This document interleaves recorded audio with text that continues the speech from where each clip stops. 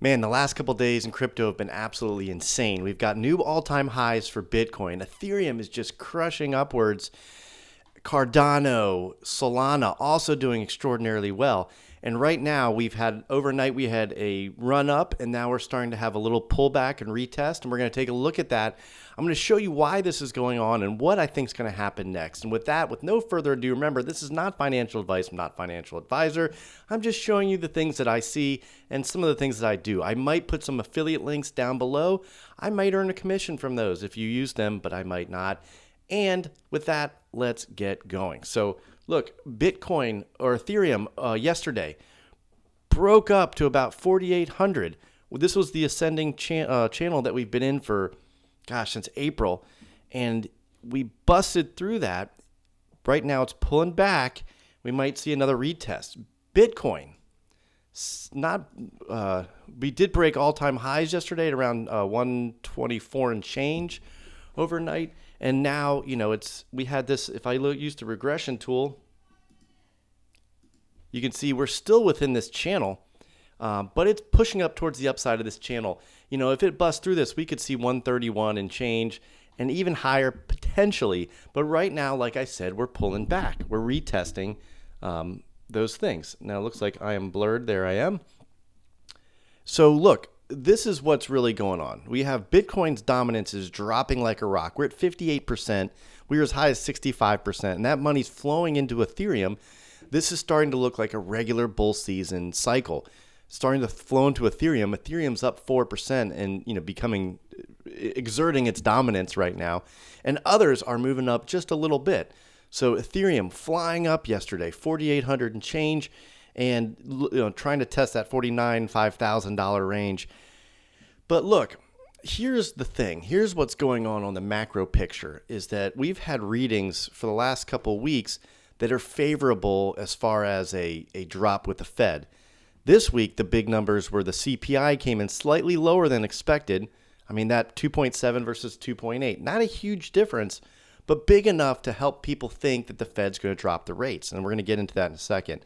Today is Thursday. Big numbers today are producer price index, core PPI, PPI year over year, the producer price index, and initial jobless claims. If these numbers come in better than expected, expect crypto to fly again. If they come in worse than expected, you're going to see a slowdown, repull, and a retest of those numbers that we've had in the last couple of days.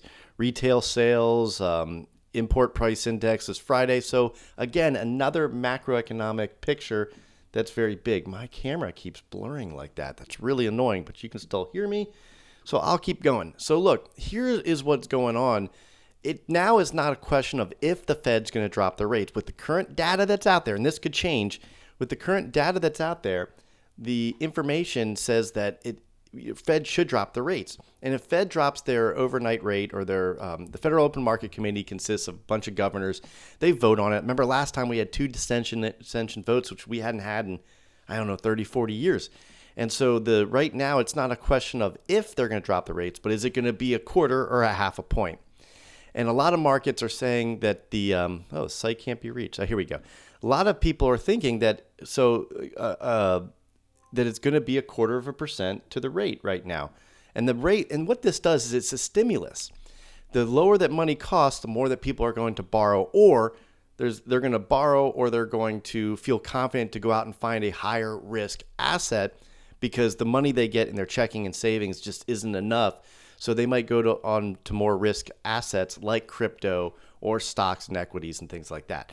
So right now, there's about a 99.8% chance, according to the people that were surveyed, that we're going to have a rate cut of at least 1/4%. 0.2 are saying a half, and we could see that number change with some favorable PPI and CPI. We already had favorable CPI, some PPI, and other inflationary data numbers that might come out in the next 24 to 48 hours. So look, here's what I'm looking at is that I just closed out a couple longs overnight of Bitcoin. I closed out some Ethereum longs because when we reach those all-time highs, typically we pull back a little bit. And I have my Cardano still on because we haven't reached all-time highs. I have a couple other longs on with XRP because it hasn't reached all-time highs. It hasn't pushed back up. And really, this is the Ethereum show right now, Bitcoin and Ethereum, and it's going back and forth. I have a Bitcoin Ethereum bot that buys and sells based on Bitcoin. It sells into Ethereum depending on who's higher or lower. And that has done very well this cycle in the last couple of weeks. There I go again.